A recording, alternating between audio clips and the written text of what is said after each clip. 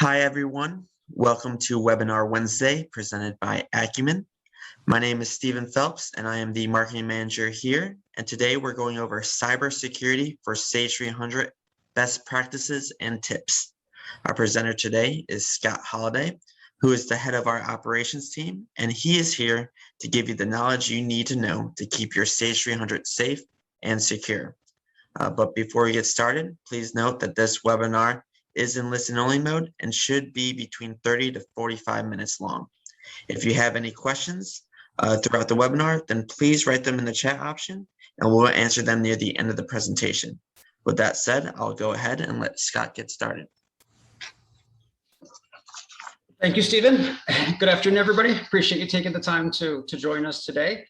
As Stephen said, we're going to be talking about cybersecurity, particularly backups today. I know I talk to a lot of clients every week. You know, sometimes I'm helping out on support things, but often I'm doing health checks or efficiency studies. And I always like to ask about backups. You know, it's not something that usually kind of comes up as part of, those conversations, but I always like to ask. And I'm surprised often people go, well, I think we get a backup, or I'm not sure how we get a backup, but I checked with IT and they promised we got a backup. So I wanted to do a session just kind of to talk about backups, because there's different types of backups.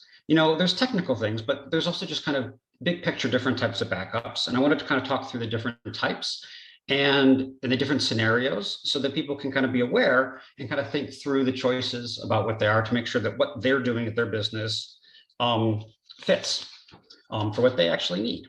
So to that end, I'll go to my first slide. So I'm going to do a bunch of vocab words at first, not really trying to teach everybody vocab, but I really want to I think you need to have a general understanding of what these words mean so that when you hear them, and most importantly, when you start to put together a disaster recovery plan, that you know what your choices are, that you know what the different scenarios are, and you kind of know what it means so you can make those choices. And I'm a Sage 300 guy. I've been doing Sage 300 for 20 years, so I have to have at least one slide about Sage 300, kind of talk specifically about Sage 300. And Sage 300 also makes, kind of a good example, of any sort of large application that you use in your organization. So, if you're doing some other application, either for, collections or sales or CRM, it's going to follow the same rules and the same patterns. So I'm going to talk specifically about Sage 300 for a little bit, but most of this is going to be, general kind of backup things. So there's lots of different reasons, not lots of different reasons, but really three kind of big reasons that you would want to get a backup. And those big scenarios are, first is data corruption. And the kind of best example of data corruption is an Excel file that you've got, and maybe something happened when you were saving. It could be, your computer crashed, or the network went down, and somebody else opened it up at the same time and it got corrupted. And now you can't open up that one particular Excel file. Like, Excel works, but that one file doesn't open. Same thing can happen in Sage, unfortunately. Maybe the server crashed, the power went out in the middle of day end or the middle of posting a batch. And now you can't run day end, you get a weird error message, or you can't post a batch, and you get this data corruption. So that's one of the reasons that you would need to have a backup. And in those scenarios, you want something that we can restore, as quickly as possible. Second reason for needing a backup is hardware failure. Our server goes down for some reasons. I always tell people to think of your server a little bit like you think of your car in terms of expectations. They have a lifespan. They'll go and they will work, and you can count on them for a number of years, and then they kind of reach the end of their life, and a bunch of things kind of seem to start going all at once. Or the other common scenario is that you're a bit unlucky. And even though it's well before the end of its life, something random starts to break. It starts to overheat because you have a bad fan, or you've got some flaky memory, or the hard drive runs out. Either way, it might result in that server, part of it going down, or in a more unlucky scenario, kind of that whole server going down. And then the third big scenario, and the last one, is a disaster recovery. So this is where the whole office, the whole server environment has been compromised for some reason. Could be an act of God, hurricane. For those of us that are in Florida, we run from hurricanes every couple of years. I know on the West Coast a lot, there's fires, unfortunately, scary stuff kind of going on. So fires, floods, and then more and more ransomware. Unfortunately, ransomware is not an act of God thing. It's hackers causing trouble and making our lives miserable, but it's really causes a disaster recovery scenario, and we kind of need to think through it in the same way. So these are kind of the big reasons that people need to be taking backups in the business, and they're all, the type of backups you need for each of those is a little bit slightly different. So next, what do you need to back up really? So applications versus files. And I kind of break these into two big categories. So simply the application is the program itself. So that could be your Sage 300 program, that could be your Excel program, that could be your Word program. So that's the actual application itself. And then the next is the data that you're making with that program. So, in Excel, it's going to be obviously the Word files, with Word is with Excel, it's the Excel files, with Word, it's the Word files. In Sage or your CRM system, it's going to be a little less obvious, but it's all the transactional data that you and your team are entering in the system, and that's getting saved into a database somewhere. So that's the data that's being saved. So when we back up things, are you backing up the actual application, or are you actually backing up the data? And typically we need to back up. The data is the most important thing. We always need to back up the data. So must back up the data. And the application, well, ideally we would back up everything. Ideally we would back up all the data and all the application.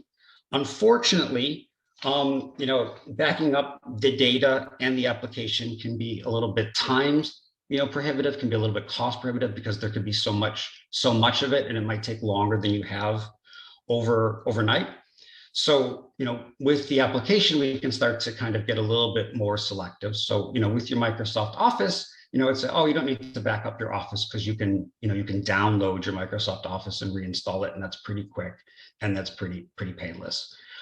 With your Sage 300 or some other applications, that may or may not be the case. If you're running Sage 300 and it's just your generic out of the box Sage 300, then that may be true. But if you have a certain service pack and you haven't upgraded in a number of years, that might be a little bit more of a headache. Most people have custom forms and custom macros and custom things set up on their Sage 300. And if you lost that, because that's always part of the application itself, that is possible to recreate it, but sometimes that can be slow and kind of painful. So, it's also, I would say with any sort of big program application, you would want to be backing up that as well. So, but still, the most important thing is the data. One thing I did want to mention is, actually I forgot this on this slide, is for data files, if you're doing something like Dropbox or OneDrive and you're saving your Excel files or your Word files and any other files you create out in Dropbox or OneDrive or Box, or I know there's a bunch of different programs, kind of cloud sharing, data storage. That's great. That works as a backup as well. And that actually creates multiple backups for you, because you've got a copy of that file both on your local computer or your local laptop, as well as there's a file out on the cloud server. And then thirdly, that cloud server is also maintaining, possibly a mirrored copy, but certainly has backups of that data as well. So that's another way of backing up of your data, is using, Dropbox or OneDrive.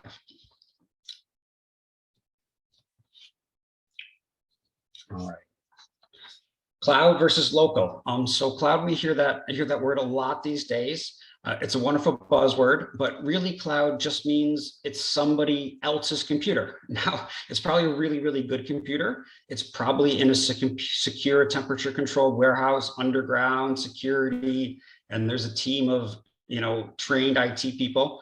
But ultimately, it's easy to think about it as just a computer, and it's a computer someplace else. And they're going to have backups, for those particular computers. Local backups, or when you do backups to the cloud, you're sending them to those remote computers. Local backups are exactly the opposite. It's going to be some backup that you do, local to your existing servers. It could be just another server. Most commonly these days, it's another server, a backup server, next to your existing server that you copy all of your data over to. It could be an external drive, a backup drive, or a drive that you push in. It can be tapes that you have to put things in place.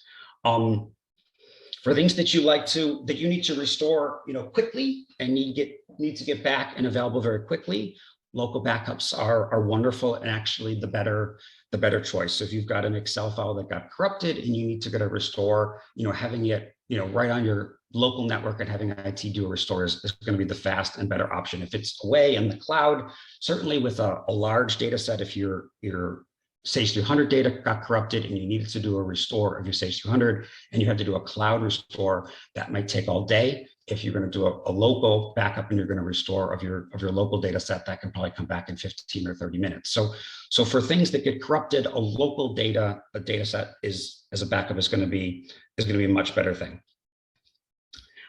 However, in a disaster recovery scenario, local backups are not always the perfect fit. So the old school solution would be to take something off-site. The IT person would probably grab the tape from the previous night or an external hard drive, and they could take it home with them. Sometimes I'd see the accountant or the office manager take that to the bank, and when they were doing the deposits, drop that in the safety deposit box. That still works great.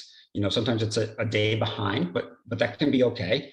And certainly for application data, having a day behind is fine. Not necessarily as great for, data itself, but it's still for an offsite disaster recovery backup. 1 day behind, it can be considered acceptable. But it requires a person to be doing that, and you're relying on a person to do that. Often we see cloud backups be used in this case, and you can subscribe to a cloud server or cloud backup service. And it's something that's scheduled on your existing server and takes your data from your local server and it pushes it up to a cloud backup server and makes that backup. And it's slower to restore, but it's more reliable in a disaster recovery scenario. So if you had a hurricane, you had a fire, or if there was a ransomware attack and you lost access to all of the servers, that cloud backup could be your starting point of all of your data and all of your application, and you could bring things back up. It takes longer to bring it back up, but you have a safe, reliable backup. Unfortunately, there's often a higher cost associated with a cloud backup because you're subscribing to a service as opposed to a one-time cost to buy an extra server or some extra hard drive space. So sometimes we see people do a combination of the two. So they'll sort of be judicious about what things need to go into the cloud backup. So they're going to make sure that their key application, are backed up to the cloud backup, and all of their data is backed up to the cloud backup.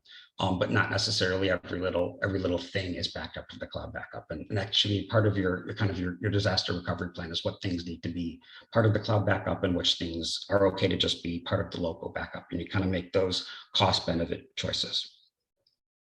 The sort of, talking to CIOs and other kind of IT professionals these days, the kind of the general view that they seem to be taking is that, even if you're doing everything right from a security perspective and you've got all the passwords set at a high level and users have to change and they're following all of the rules and you've got everything cranked up and making everyone's life, not painful, but, they're going through the steps to make sure that they logged in and you're following all those things, you can't 100% protect yourself from, a hacker attack. You can't 100% prevent yourself from getting hit by ransomware. You can just reduce the odds of it.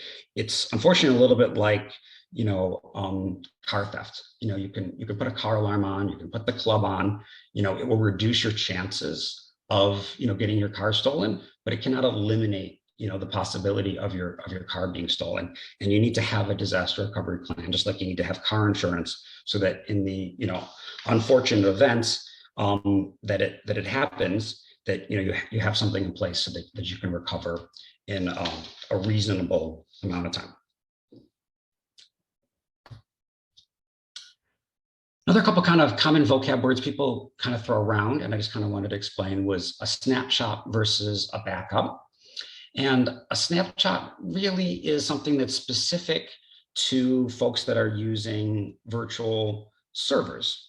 So if you have a virtual server, which in a traditional server, you have the physical actual server itself, and you would install the operating system on top of the server. So the operating system being Windows, or Mac OS, or whatever kind of operating system you run. And then on top of that, you install the program. So I'm going to say Sage 300 or Microsoft Office. And it's as simple and straightforward as that, just like, your laptop or the computer that you sit on every day. The server would work, traditionally in the same manner.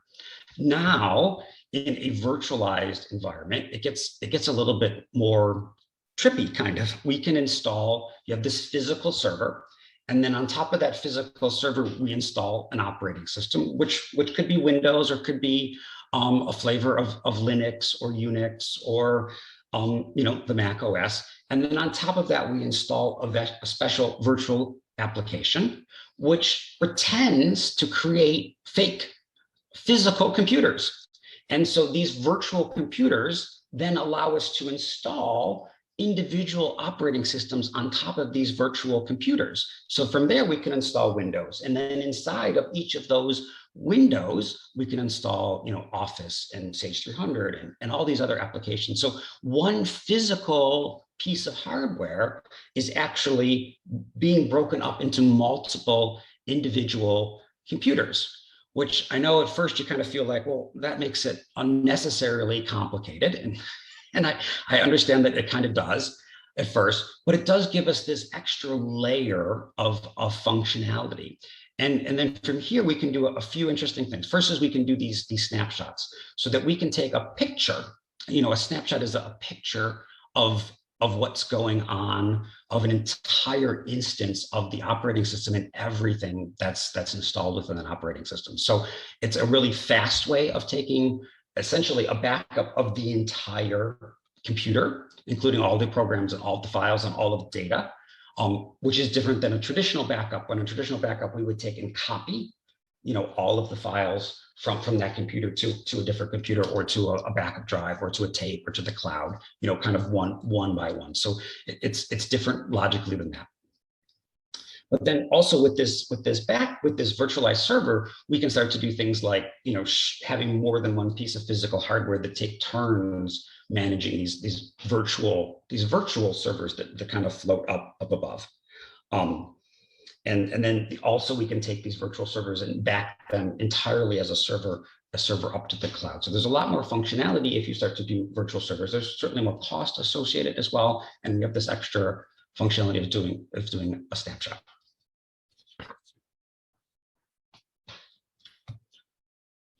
A couple other kind of notes that I wanted to make.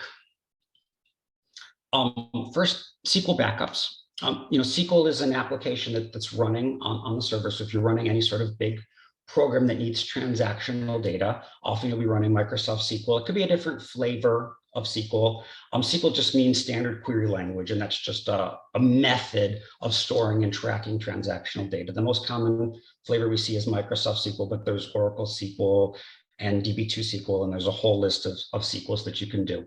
But when you're backing up SQL, because SQL is a program and it's always running, if you try to back up the files behind SQL, underneath SQL, they're always locked. So a regular backup program won't just be able to back up the files because they'll be in use. The same way that if you have your Excel file open and someone else tries to open up that Excel file, it's going to give them an error because you're using that file. So, if you have your Excel file open and the backup program tries to back it up, it can't back it up because you're using that Excel file. So if SQL's running and it's got all of the SQL data open, the backup can't use it. But SQL offers a mechanism to back up the file even though it's always running. So the backup program itself, as long as it's SQL aware, and most of them are these days, and you go in there and say, I need you to back up the SQL data. The trick is not really finding a backup program that's SQL aware. It's really when you go into the SQL software saying, hey, I have SQL data that needs to be backed up, and these are the names of the SQL databases, or just back up all of the SQL databases, and here are the credentials so that you can log into SQL. So to make sure that SQL data is backed up. because it's a little bit of a special kind of setting in the backup. It's not good enough to just say back up all the files on the SQL server. You need to go and say, this is a SQL server, and here's the SQL login, and please make sure you're backing up these databases or all these databases. So I wanted to make sure I mentioned that. Next is mirroring. And there's a couple of different kinds of mirroring. One is, I just kind of want to clarify them. One is at a hardware level. You might have a server and the hard drives are mirrored, or the data is spread across multiple hard drives, and that's a great thing to do. That reduces the chance that if one of those hard drives fails, that you lose any data. But that's not really a backup or a backup plan. That just kind of reduces the chance of something failing. It's kind of like if you've got a plane and it has 2 or 3 engines, and one of the engines goes down, you can still fly the plane. The other thing is data mirroring. And data mirroring, can be part of your disaster recovery and part of your backup plan. And data mirroring would be, I've got 2 servers and they're in, disparate physical locations. So I've got a server, here in Orlando, and I've got a server, in Houston, and the servers are set to, synchronize data across them.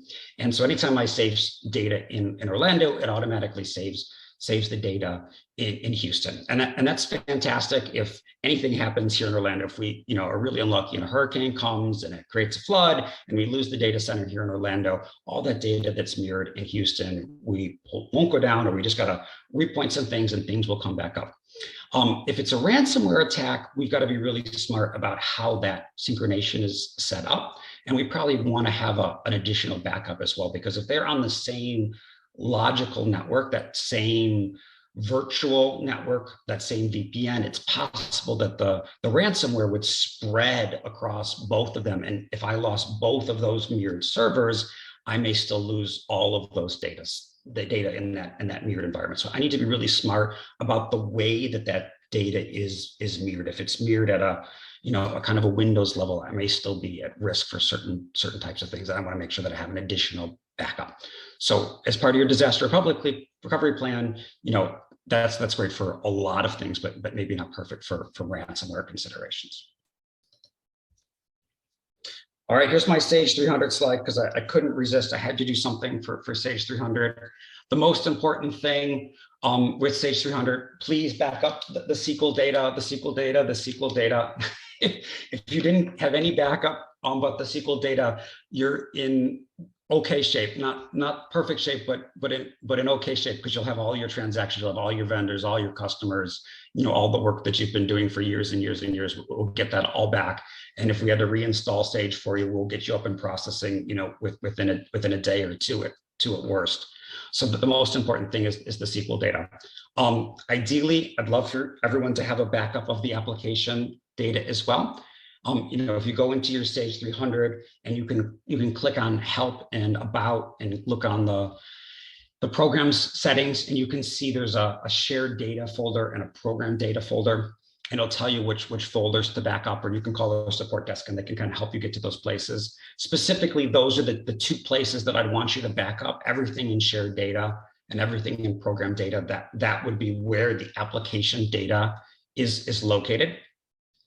If for whatever reason that folder is too big, you don't have enough room on your tape, you don't have enough room on your backup server, or if you're backing all that stuff up locally, but you're being really selective about what things you're going to send to your cloud backup, there's a few folders that are super key that has all of the biggest settings in Sage 300. And so if you wanted to back up just those specific folders, because those are the things that change on the day-to-day basis. The truth is, if you have your SQL data from last night, we're in great shape. If you've got your program data from last week or a couple weeks ago, that's actually probably good enough. Most of those things don't change very frequently, or the things that change in there, it's very minor what changes. And so anyways, the folders to back up would be the user, site, company, custom data folders. And then for those of you that are using Sage Intelligence, that BX data folder, that also has all of your templates for Sage Intelligence and your trees and everything is in that BX data folder. So that's my Sage 300 slide. So how often? Daily backups, daily, please, daily. They need to be done at night when everyone's out, so you don't have locking records. Of course, 2 in the morning, 3 in the morning is ideal. If you have virtualized servers, if you've got that as an option, snapshots are perfect. So, a snapshot at night is great. A snapshot in the midday is also a wonderful thing to have. Snapshots usually can happen in 10 or 15 minutes. The users will feel a slight slowdown when a snapshot's going on, but it's usually, most people don't even notice it. And then ideally, please keep your backups for a month. An optional thing would be to keep your month ends, keep your year ends. It's not a must, but if you needed to restore something or pull something back, if something got corrupted and you needed to get an old set from the end of the month or from the end of the year, that's always kind of a nice extra thing to have if you have space, if you can keep that data set around. Ransomware. I feel like it's something that we heard a little bit about once in a while a few years ago, and now it's in the news all of the time, and it feels scary. I think it is scary. I think it's right to be in the news. There's definitely been an uptick in attacks. It seems to be that the attacks are coming from foreign places, from things outside, of the U.S. From far places outside of the US. And I think what's going on is these places don't have any risk of the US reaching back and enforcing any sort of punishment. So as much as they have to try, the risk of something punishing them is almost zero, or certainly low risk. And if it goes through, the reward is really, really high. And so for those that aren't familiar, basically ransomware is a form of malware. Malware just means evil software. And basically if the software gets installed on your network, on your server or on your computer, if it gets on one computer, it'll often move to other computers. It will take over your computer. It'll encrypt all of the files on your computer, and you'll get a phone number. It'll pop up and say, you can't use your computer unless you call this phone number or email this address, and they're going to want money. Basically, they've hijacked your computer for ransom. And if you give them money, they usually start with 20,000 US dollars. They want you to send it Bitcoin. It's all completely anonymous. And the most awful part, the worst part, is you don't really have any leverage. So you can give them the $20,000 and they can de-encrypt it and turn your computer back on and you can use it. Or they can say, actually, we're going to need another $20,000, and you don't know what happens after that.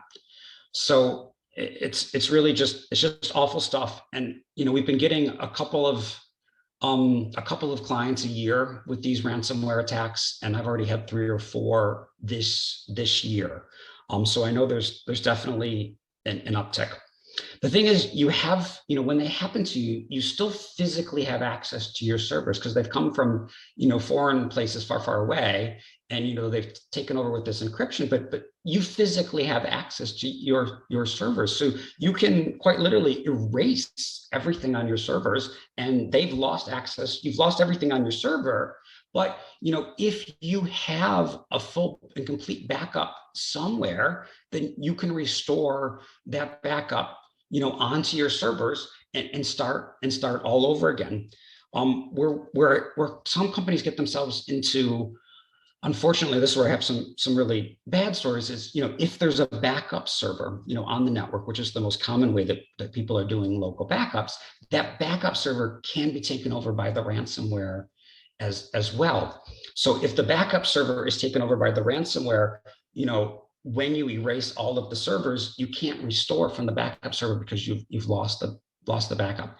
And so the best thing that you can do in terms of a disaster recovery plan is to have a cloud backup, something, or a physical, offsite backup. So if you were taking a hard drive and you were walking out of the building every day with it, or putting it in a safe deposit box, every other day with it, or a cloud backup. I like a cloud backup because it can be unattended.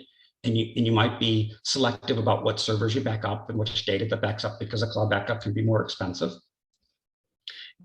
If that's something that you do every day, if you were hit by a ransomware attack, then then you can erase all of your servers, and then you can go to your cloud backup and restore all of your servers from the cloud backup. And I have a client that did that relatively recently. I don't want to call it a happy story because they were down for 4 days, and they were pretty much miserable and going through a really, really tough spot. But at the end of 4 days, because it just took 4 days for all of that data to get restored from the cloud, because it was so many servers and so much data, they actually, did not lose more than, a few hours worth of work, and all of their data came back, and they were able to pick up with 4 days lost. And 4 days, I don't want to scoff at that, because that's a pretty big hiccup for any business. But in comparison to what it could have been, 4 days really, wasn't so bad.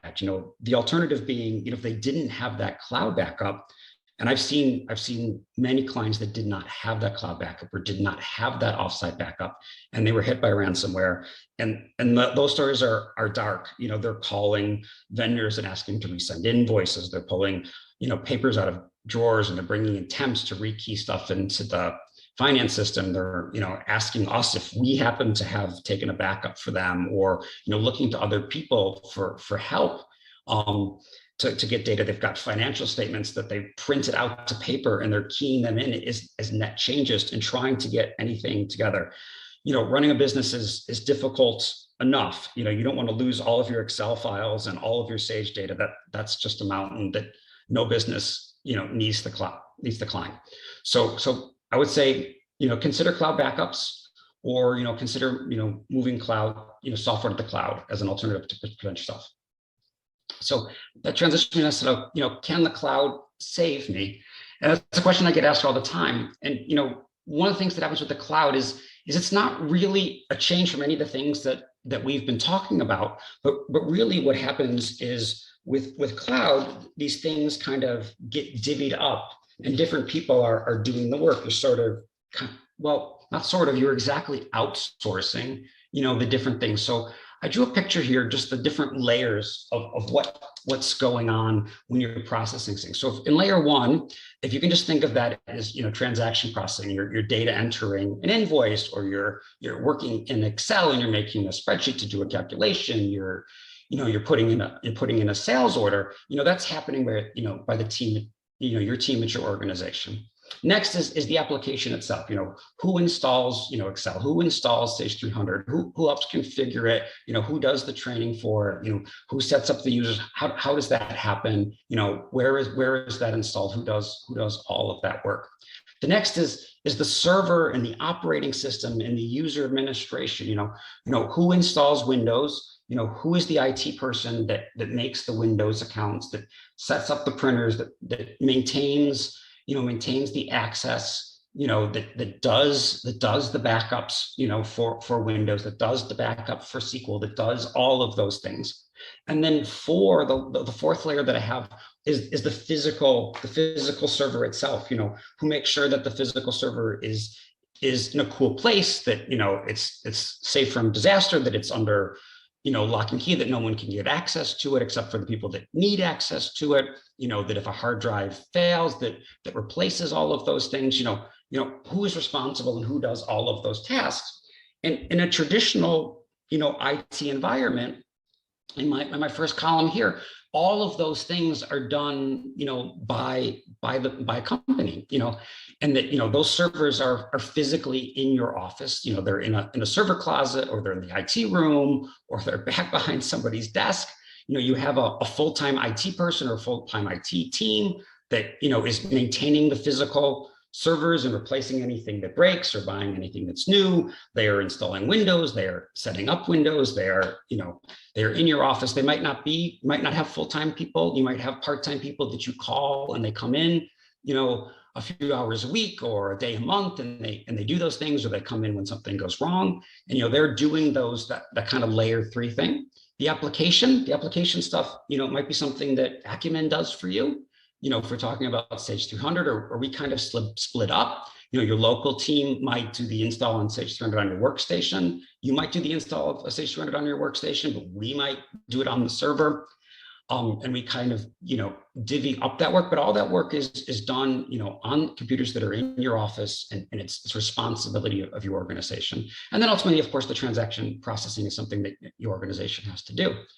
In a cloud environment, those things start to get divvied up, and different teams and different organizations take total responsibility for those, and they focus in on those.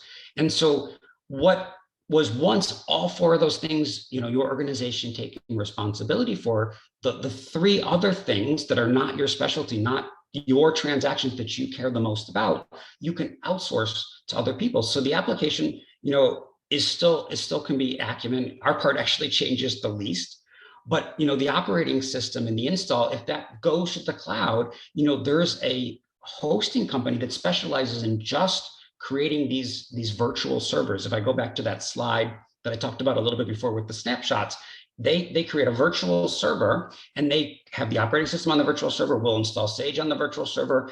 They will admin, they're a phone call away, and they can share screens, and they can feel like they're as accessible as someone that is in your office, but they're focused in on just creating that operating system and doing backups at that operating system level, and backups of the SQL data, and focusing on just that. But they don't actually deal with the physical hardware itself. Those physical servers are, and I've got a picture here on the slide, are in giant warehouses, often underground or partially underground, to help control the temperatures, and just lines and lines and rows and rows and rows of servers.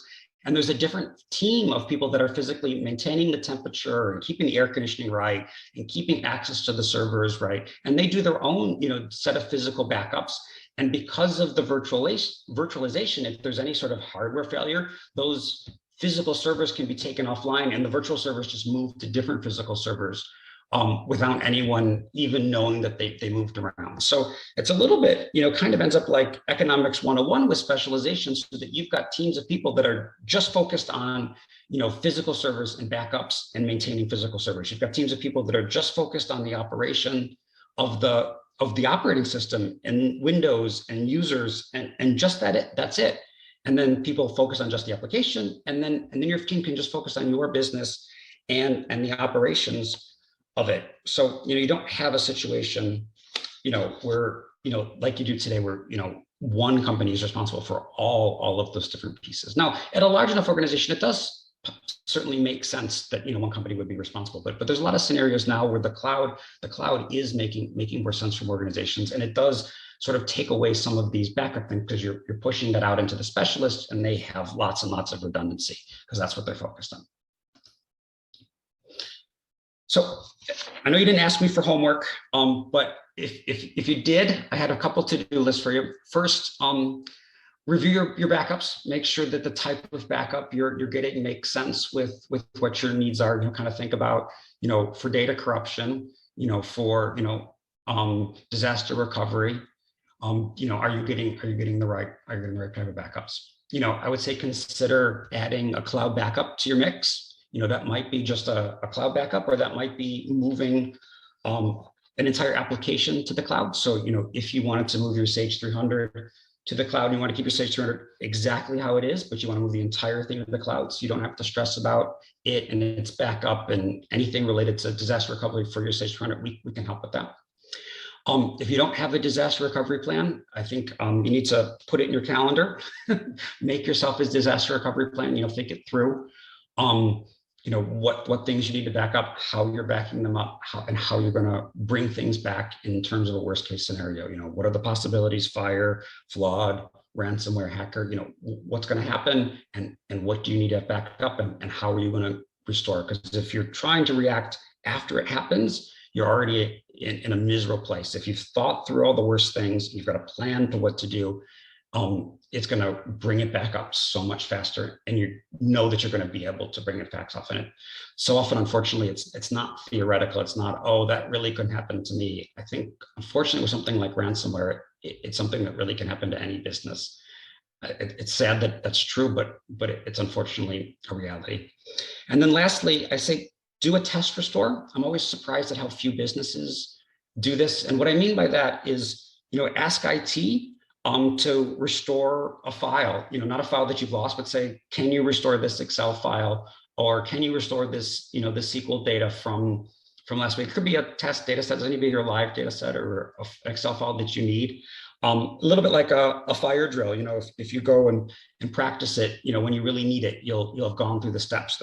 There's nothing worse than, your IT person standing there going, the log says it backed up. I thought it was there, and unfortunately, it wasn't, and I don't have the backup. And I have those stories too, because then I'm always the next call after the backup didn't work. So I have those stories as well, because unfortunately, I typically can't help on those. I just, unfortunately, the confirmer of the bad news.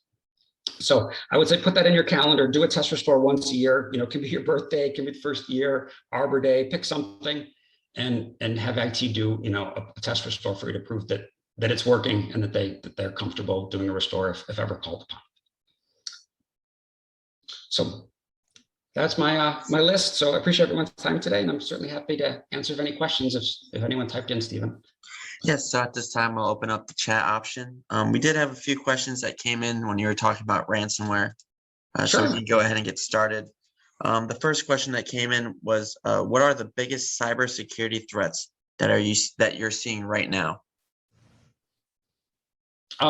Ransomware, far and away ransomware. And it comes in, often it comes in as email. It's usually a phishing attack, which is an email that looks harmless. It looks like something that's intended for you to type in, your password, or and you innocently, or someone at your organization innocently puts in their information, and you turn over the keys to the kingdom. And there's even this thing called spear phishing now, where a hacker will target a specific person. So they might, if you're the CFO of the organization, and they know that you're going to have credentials, even if you don't use them on the day-to-day, that you're going to have credentials to things. And they can get that information from LinkedIn. They can glean that you're the CFO, and they can glean that you have approvals, rights for this or that. They may generate an email that's targeted specifically for you. So they're not as easy to spot because it's targeted for you. It's almost personally written, and they call that spear phishing. So they're getting more and more sophisticated, which just makes it that much harder to combat. So definitely things coming in through emails. There's other ways that they come in, but it's usually through emails, and it's usually leading to ransomware, because that's the biggest way that they end up making money, because people do pay. Because when you're desperate, you'll throw money at it to see what happens. And certainly people do. Perfect. Thanks, Scott. Second question, are you able to train employees on cybersecurity? I don't think that's really our expertise. I think we could probably refer someone. But getting in and saying, what password levels you should be in, we can help in kind of a general sense. But we're focused on on the application of Sage 300. We've got a lot to say about settings and security at the application level. But if I go back to my slide, we live here. We are really good at this application, this layer 2, and we know a lot about layer 1 and helping people be better at layer 1. But really, it's because layer 1 fits into layer 2 so well. And then cybersecurity is so often things that are happening at layer 3 and layer 4. And so to get better at that, you need people that are specialists at layer 3 and layer 4. And so for that reason, I go, no, I'm really not the guy. I know the important things, and we can help you find the right people, but that's not our specialty. Thanks, Scott. Looks like we have one more minute, so I'll go ahead and wrap up. If you guys do have any additional questions, please email us at am@acumenfl.com or call us at 407-965-2411. Be sure to subscribe to our YouTube channel to get today's webinar and to watch other previous webinar Wednesdays and the latest Sage content. Our next webinar will be on Wednesday, September 1st with InfoPOS, and InfoPOS is an integrated point of sale solution that helps extends the core features of your Sage 300. So if you haven't checked them out, please take a look.